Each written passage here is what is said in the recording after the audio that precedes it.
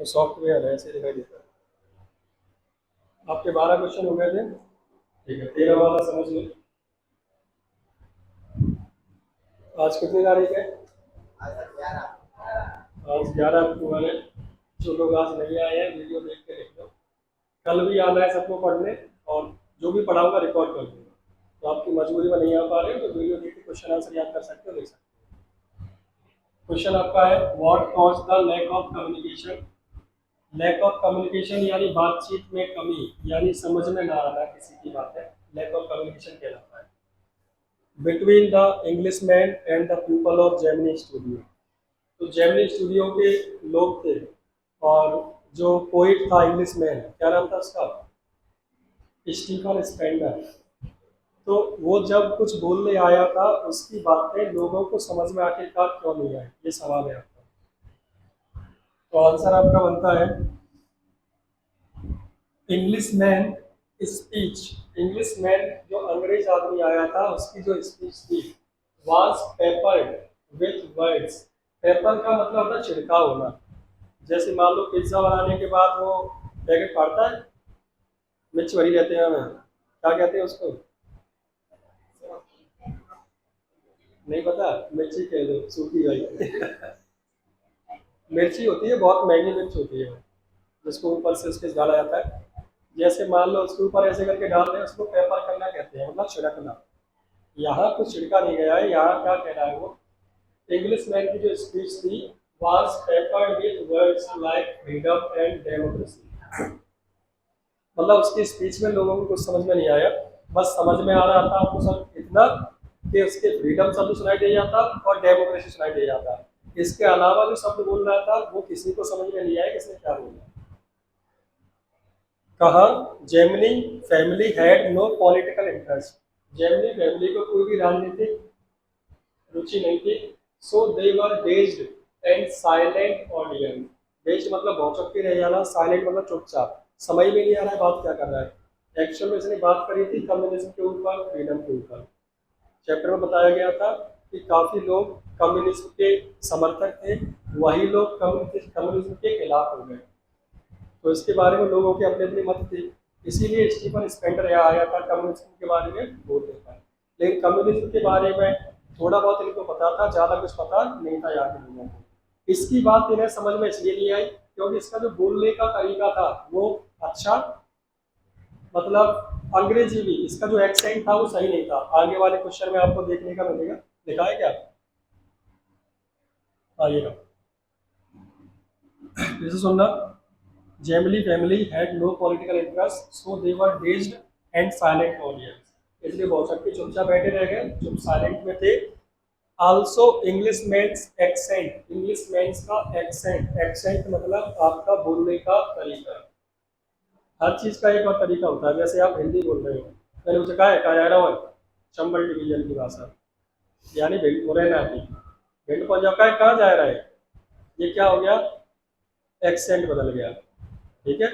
और तुम अलग बोलोगे, इधर गुलरों में करके पहुंच जाओगे तो थोड़ी और भाषा बदलेगी, होता है कि नहीं? और इस साइड चले जाओगे तो और भाषा बदल जाएगी, यानी उसका क्या है? एक्सेंट। अंग्रेजी में भी ऐसा एक्सेंट होता है। मैंने तुम्हें से भी कहानी बनाई। Once upon a time there was a boy, his name was Ramu. Ramu was very intelligent and hardworking man. Normal सी एक्सेंट है, इंडियन एक्सेंट है, समझ में आ गया? यही अमेरिकन या ब्रिटिश एक्सेंट होता तो लगता कुछ कुछ बातें समझ में आई, कुछ कुछ समझ में नहीं आई। बोला वही वंस अपॉन अ टाइम, लेकिन उसने अपनी क्या जीव को इस प्रकार से, वहाँ का लैंग्वेज इधर ही ऐसा है। रूस में बोलोगे तो तुतले भी लगेंगे तुम्हें, रूस वाले की जीव थोड़ी भारी टाइप की रहती है, उनके बोलने के एक्सेंट में हल्का सा दबाव रहेगा। तो एक्सेंट, कुछ लोग कम्युनिकेशन स्किल जो सीखते हैं उन्हें एक्सेंट भी सीखना होता है। अंग्रेजी को बोलने का एक्सेंट अलग रहता है, अमेरिकन का एक्सेंट अलग रहेगा, ब्रिटिश का एक्सेंट अलग रहेगा। जर्मन फ्रेंसिस हो जाओगे उनका एक्सेंट अलग रहेगा, क्योंकि एक्चुअल लैंग्वेज की जर्मन है, किसी की स्पेनिश है, उसी को अंग्रेजी बोलो। जैसे मान लो अपने यहाँ हरियाणा वाले अंग्रेजी बोले तो वो अपना एक्सेंट मिला लेंगे, थोड़ा सा दमदार भाषा। Once upon a time, where are you going? Tamil वालों की देखी है, तमिल वाले हो गया Ram Anna going there, they were so lazy person. कैसा एक्सेंट हो गया, जैसे वो अपनी तमिल या मलयालम बोल रहे हैं, ये भाषा बोलने का क्या आपका तरीका, ये क्या कहते हैं एक्सेंट। उसका इंग्लिश मैन का जो एक्सेंट था बहुत डिफिकल्ट था समझने के लिए, बिकॉज ऑफ इसी की वजह से ऑल कम्युनिकेशन एट फेल्ड, जितनी भी बातचीत हुई सब व्यर्थ चली, किसी को समझ में नहीं आई। तो आंसर याद करें, English man speech was peppered with peppered, English man speech was peppered, English man की स्पीच में ऐसा लग रहा था कि छिड़काव कर दिया गया है किन शब्दों का, with words like freedom and democracy, ऐसा लग रहा था फ्रीडम और डेमोक्रेसी ऐसे शब्दों को उसने डाल दिया है। यहाँ तक हो गया, ये इस वाली लाइन में है, थोड़ा मैंने धोखे छूट गया है वो, ये समझ में आ गया, फिर से पूरा समझो। इंग्लिश मैन की स्पीच में, the English man's speech was peppered, क्या था उसमें, विथ वर्ड्स लाइक, कैसे वर्ड्स, फ्रीडम एंड, समझ में आ गया, English man's speech was peppered with words like freedom and democracy. अब हमने यहाँ से कहा जेमिनी, जेमिनी फैमिली का कोई भी इंटरेस्ट नहीं था politics, Gemini family had no political interest, actual में वो राजनीति के हिसाब से ही आया था वो। The Gemini family had no political, so they were amazed and silent audience, वो लोग अमेज्ड थे, भौचक्के रह गए और चुपचाप बैठी हुई ऑडियंस थी जो कुछ नहीं बोल रही थी। जबकि अलग अलग राजनीति के फिलोसोफर सब में आपस में क्या चल रहे, मतभेद चल रहे थे कि कम्युनिस्ट होना चाहिए कि नहीं। कम्युनिज्म क्या था, पूरा देश में कोई राजा नहीं, कोई प्रधानमंत्री नहीं, कोई राष्ट्रपति नहीं, कोई कुछ नहीं, सब आजाद है, इस चीज को खत्म करो। तो राजनीतिक विचारधाराएं थी ये कुछ, एक था कम्युनिस्ट, एक थे कैपिटलिस्ट पूंजीवादी, जिनके पास पैसा है उनके काम माना जाए, उनका कहना चले। कम्युनिज्म जिनके पास कुछ नहीं है, हम बस इस धरती में पैदा हुए, हम सबका बराबर हक है, कोई किसी की नहीं सुनेगा, ये अपने हक में थे। इन्होंने कहा सरकार नहीं होना चाहिए, भगवान तक नहीं होना चाहिए, सब आजाद है, कोई धर्म जाति नहीं, कोई राजनीति नहीं, कोई राष्ट्रपति नहीं, कोई प्रधानमंत्री नहीं, तुम इंसान हो, बस इंसान रहो, खाओ पियो जिंदा रहो। तो इसकी कुछ समस्याएं निकली, कुछ इसमें कमियां निकली, तो जिन लोगों ने इसका समर्थन किया वो इसके विरोध में हो गए बाद में। तो इसमें ऐसे कुछ नहीं चली थी, हाल अपने इंग्लिश की बात है तो फालतू चीजों में नहीं घुसेंगे, सोशल साइंस पढ़ते तो समझ में आता तो वही कर। तो हमने क्या कहा, इंग्लिश मैन की स्पीच की वर्ड पेपर किए गए, English man speech was peppered with words like freedom and democracy. अब जेमिनी फैमिली का कोई पॉलिटिकल इंटरेस्ट नहीं था, Gemini family had no political interest, इसीलिए वो भौचक्के थे। So they were amazed and a silent, वे कैसे थे, अमेज्ड और साइलेंट ऑडियंस। ऑल्सो, और क्या था, ऑल्सो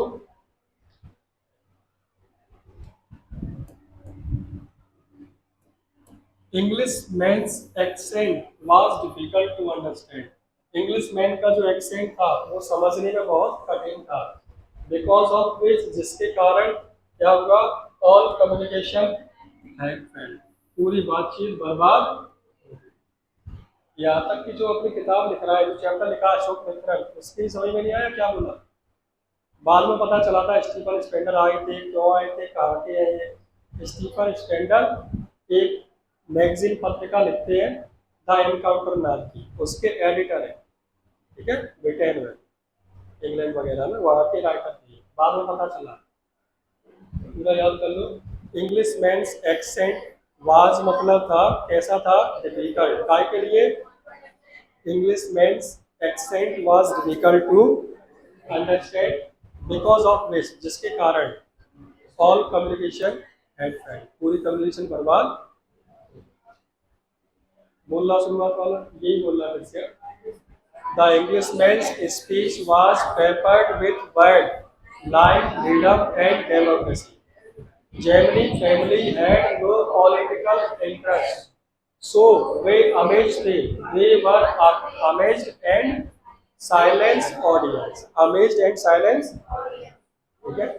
फिर क्या बोला सिंपल सा, also Englishman's speech accent was so to understand. Englishman's accent was so difficult to, ठीक है, बिकॉज ऑफ दिस, जिसके कारण क्या हुआ, ऑल कम्युनिकेशन हैड, ये लिखा है 40 लिखा है कि नहीं, अब याद कर लो, बाद में लिख लेना, पूरे दोनों याद करा देता हूँ क्योंकि समय खराब नहीं होगा, वीडियो बन गई।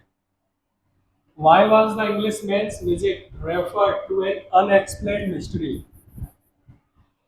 इंग्लिशमैन का आना, उसको अनएक्सप्लेन्ड मिस्ट्री क्यों कहा गया, यानी अनसुलझा रहस्य। वो आया, जोरदार स्वागत हुआ, कुछ बोला और चला गया। सब लोगों को समझ में नहीं आया कौन था, क्यों आया, क्या बोला, कुछ समझ में नहीं आया, तो उसको क्या बोला उसने, अनएक्सप्लेन्ड मिस्ट्री। आंसर समझ में, Englishman came to Gemini studio after MR. Englishman आया जेमिनी स्टूडियो में किसके बाद, एमआरए यानी मोरल रिआर्मामेंट आर्मी। बताया था 200 लोगों की टीम थी पूरी, वहां के प्ले किए थे जोतम वैली, फॉर्मेटन फैक्टर। तो इंग्लिश में केम मतलब आया, कहाँ आया, किसके बाद, आप इधर सुन लो बाद में लिख लेना। तो English man came to the Gemini family after MRA, उसका जोरदारी से स्वागत किया गया। He was given a warm welcome, कहते हैं, और जोरदारी से स्वागत किया जाए मिस्टर फलाने फलाने जी, जो भी नाम उनका होता है, नाला डालते हैं, सब लोग तालियां बजा रहे हैं, फूल उड़ रहे हैं, वो जोरदार स्वागत हो गया। वार्म वेलकम कहते हैं गर्मा गर्म स्वागत, मतलब बढ़िया स्वागत, गर्मा गर्म। पहली लाइन क्या थी, Englishman came to Gemini studio after, उसका स्वागत किया गया। He was given a warm welcome, he was given a warm welcome, उसका जोरदारी से स्वागत किया गया। उसकी विजिट को अनएक्सप्लेन्ड मिस्ट्री रेफर किया गया। हिज विजिट इज रेफर्ड, उसकी विजिट यानी आने को रेफर किया जाता है, बताया जाता है क्या, अनएक्सप्लेन्ड मिस्ट्री। क्वेश्चन में से हो जाएगा, फिर भी 2 लाइन बोलो। The English man came to Gemini studio after MRA, he was given a warm welcome, his visit is referred unexplained mystery, because क्योंकि क्या हुआ था वो समझे। नो वन, ये नो वन कर लेना, क्या एन ओ है, उल्टा हो गया है, बाद में कर लेना।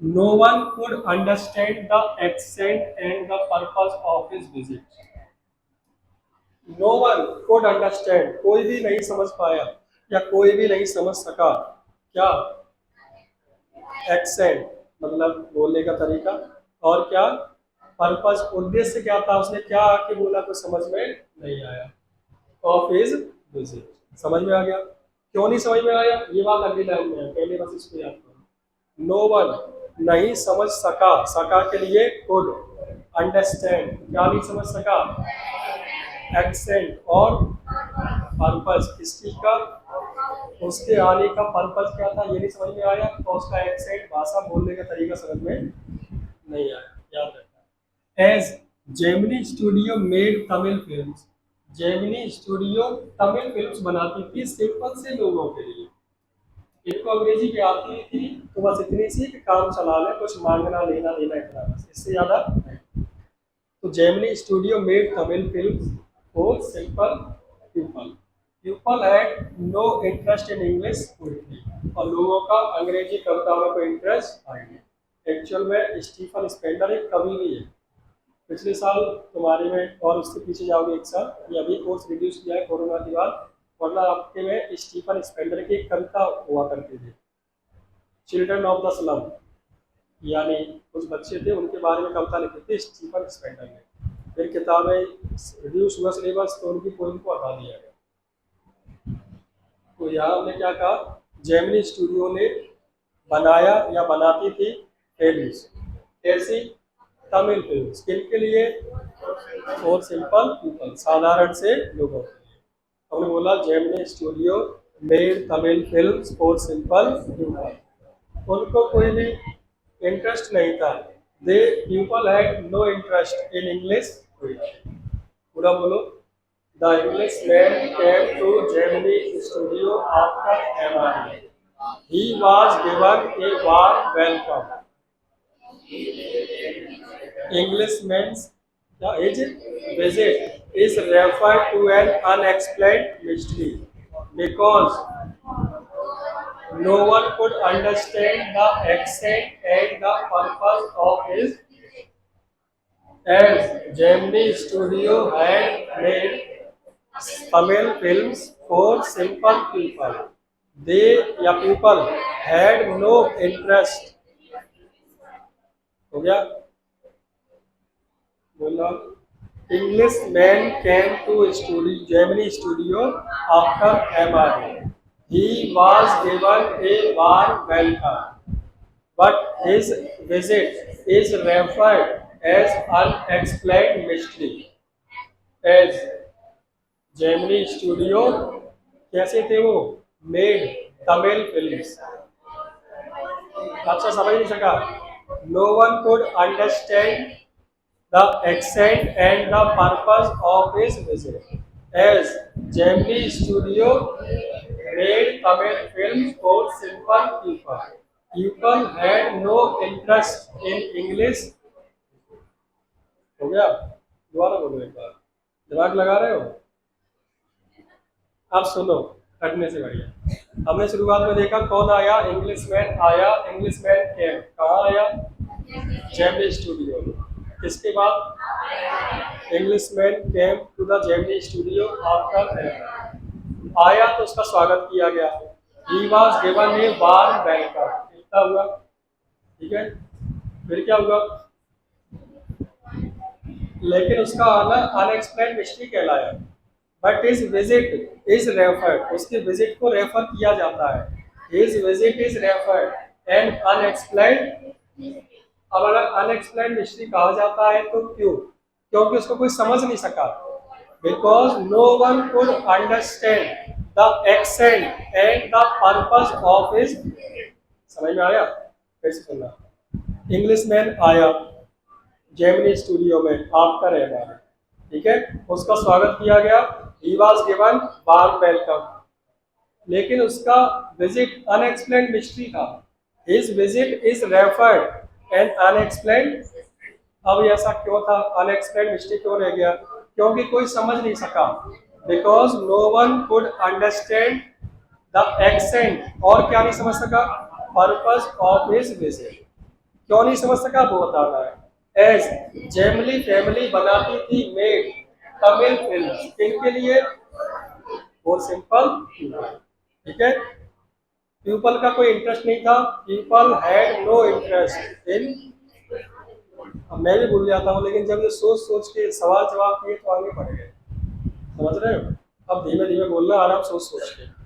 The English man came to Gemini studio after MRA. He was given a warm welcome. His visit is referred and unexplained. Q. Because no one could understand accent. और क्या नहीं समझ सका. Purpose of his. Gemini studio बनाती थी. Gemini studio में Tamil film. किसके लिए. लोगों का इंटरेस्ट नहीं था. People had no interest in. अब हो गया. बोलो लास्ट बार. The English man came to the Gemini studio after MRA. He was given a warm welcome. His visit is referred to an unexplained mystery because no one could understand his accent and the purpose of his visit. As Gemini Studio made Tamil films for simple people. People had no interest in English. Okay. Question number 16. समझ लो बाद में लिख लेना. Video का एक साथ कर दूंगा. Who was the English visitor to the studio? कौन आया था वहाँ. Englishman या English visitor to the studio was poet Stephen. Splendor नहीं. स्टीफन स्पेंडर था. और ये कौन थे. एडिटर थे ब्रिटिश पीरियोडिकल. ब्रिटिश पीरियोडिकल यानी महीने में या साल में या एक हफ्ते में कोई मैगजीन टाइप की छपती होगी उसके ये एडिटर थे. तो सीधी सी बात, कौन थे, इतना ज्यादा याद नहीं करना, इसको बस इतना याद करना है, कौन थे, स्टीफन स्पेंडर। एडिटर थे काय के, editor of British periodical the enter. ज्यादा खास नहीं है, समझ में आ गया। 14 वाले पे स्टार लगाया था, 18 वाला समझे, ये फिर से स्टार्ट, 17 रह गया। How did the author discover who the English visitor to the studio was. Author को कैसे पता चला तो उस दिन जो आया था वो व्यक्ति कौन था, ज्यादा खास नहीं है। Author discovered his identity, author को उसकी पहचान का पता चला बाय रीडिंग हिज नेम, अपना यानी उसका नाम पढ़कर। कहाँ, on the pages of encounter. Encounter एक पत्रिका थी, उसके पेज पर नाम लिखा था इसका, जो कहाँ से मिली, in the British Council library. फिर से सुनना, how did author discover, author ने कैसे डिस्कवर किया, who the English visitor to the studio was, जो इंग्लिश विजिटर स्टूडियो में आया था वो कौन था। तो हमने कहा ऑथर ने डिस्कवर किया, ऑथर डिस्कवर्ड, क्या डिस्कवर किया, हिज आइडेंटिटी, उसकी पहचान। कैसे, पढ़कर, by reading his name, by reading his, अब बताओ नाम कहाँ पढ़ा, ऑन द पेजेस, पेजेस पे, किसके पेजेस पे, एनकाउंटर के पेजेस पे, जो मैगजीन थी, जो कहाँ थी, इन द ब्रिटिश काउंसिल लाइब्रेरी। पूरा बोलो, the author discovered his identity by reading his name on the pages of the encounter in the British council. अब घटना बात फिर से सुन लो, ऑथर ने डिस्कवर किया, ऑथर डिस्कवर्ड, क्या डिस्कवर किया, हिज आइडेंटिटी, उसकी पहचान। कैसे, पढ़कर, बाय रीडिंग, कहाँ, on, reading his name on the pages, काय के पेजेस पर, एनकाउंटर के, ठीक है। कहाँ थी वो एनकाउंटर बुक उसकी, हो गया, पूरा बोलो, the author discovered his identity by reading his name on the pages of the encounter in the British Council Library. He also knew about him, और उसे ये भी पता चला from the paperback of the edition of the God That Fell, यानी paperback यानी किताब के पीछे का पेज होता है ना, उस पे भी नाम लिखा हुआ था द गॉड दैट, किताब छापी द गॉड दैट फेल्ड, उसमें 6 लेखक थे, 6 में से एक कौन था, स्टीफन स्पेंडर। समझ में आ गया, बोलो पूरा, ऑथर डिस्कवर्ड हिज आइडेंटिटी, कैसे, बाय रीडिंग हिज नेम, कहाँ, on the pages of the encounter, ठीक है, कहाँ थी जो, इन द ब्रिटिश काउंसिल, उसे पता चला। ही ऑल्सो न्यू, किसके बारे में, अबाउट हिम, कहाँ, फ्रॉम द पेपर में, किस चीज का, the book the god that, ये वाला इंपोर्टेंट है, समझ ले बेटा, अभी बहुत नहीं, बस लिख ले, यही लास्ट है। इसके बाद 19, 20, 21 3 क्वेश्चन रह जाएंगे, कल खत्म चैप्टर। ज्यादा नहीं कराया मैंने, यही याद करा दिया कि नहीं था, बता तो टेंशन क्या, लिख तो ले गए, देखिए टाइम अभी, नहीं अभी यही लिख के जाएगा, टेंशन नहीं। व्हाट डज द, फिर कह रहा हूं टॉप 80 में ही आता है, what does the god that failed refer to, किताब का नाम था द गॉड दैट फेल्ड, वो किस बारे में थी, बस इतना पूछा, 2 नंबर में आता है।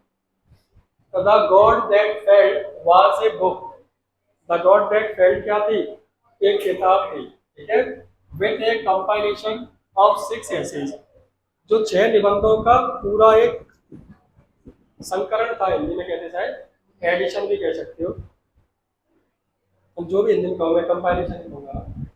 तो क्या कहा, the god that failed was a book, किताब थी, with a compilation of 6 essays, किसने लिखा था, बाय 6 एमिनेंट तो 6 लोगों के निबंध थे, जो प्रसिद्ध 6 लोगों थे उनके। The god that failed was a book, एक किताब थी, कैसी किताब, विद ए कंपाइलेशन ऑफ 6 निबंधों का कंपाइलेशन था, किसके द्वारा लिखी गई, बाय 6 एमिनेंट राइटर्स, एमिनेंट का मतलब प्रसिद्ध, ख्याति प्राप्त। In each of the essays, यानी हर निबंध में राइटर्स ने डिस्क्राइब किया अबाउट देयर जर्नीज, अपनी यात्राओं का, किसके बारे में, into communism and there disillusion. यानी पहले ये जो छह के छह थे ना, कम्युनिज्म के साथ थे, उसका साथ दे देते क्या बढ़िया चीज है। फिर इन्होंने इसका विरोध करना चालू कर दिया कि नहीं नहीं, हम गलती हो गई हमसे। लिखा डिसइल्यूजन, इल्यूजन मतलब भ्रम, डिसइल्यूजन मतलब उस भ्रम से बाहर, इसको कहते हैं डिसइल्यूजन रिटर्न। यानी इनको जो भ्रम था कम्युनिज्म बढ़िया चीज है, इनका नहीं नहीं ऐसे नहीं चलेगी, खेल खराब हो जाएगा, कम्युनिज्म आ गया तो दिक्कत है। इसने कहा ऐसे नहीं हो सकता। तो the god that failed was a book, the god that failed क्या थी, एक किताब, और कंपाइलेशन किसका था, ये छह निबंध का, क्योंकि कंपाइलेशन ऑफ सिक्स किसके द्वारा लिखी गई, बाय सिक्स एमिनेंट राइटर्स, छह प्रसिद्ध लेखकों। कितना हो गया था, फिर से सुनना। The god that failed was a book of, with कह दो, विथ सिक्स, अच्छा compilation of six essays, with a compilation of six essays by six eminent writers. Each essay में, in the each essays of the writers, in the each essays of the, उन writers के प्रत्येक निबंध में describe किया, क्या describe किया है, about their journey, about their journey, अपनी अपनी यात्राओं के बारे में, किस चीज को लेकर, इनटू कम्युनिज्म। इनटू क्यों लिखा है, क्योंकि वो पहले उसमें गए, उसके साथ थे, फिर क्या होगा, एंड दे आर डिसइल्यूजन, और फिर उससे बाहर आ गए, यानी उसका साथ नहीं। दो word, dish communism and disillusion. फिर से सुनना क्या होगा, यहाँ से, ईच ऑफ द ऐसे द राइटर्स डिस्क्राइब,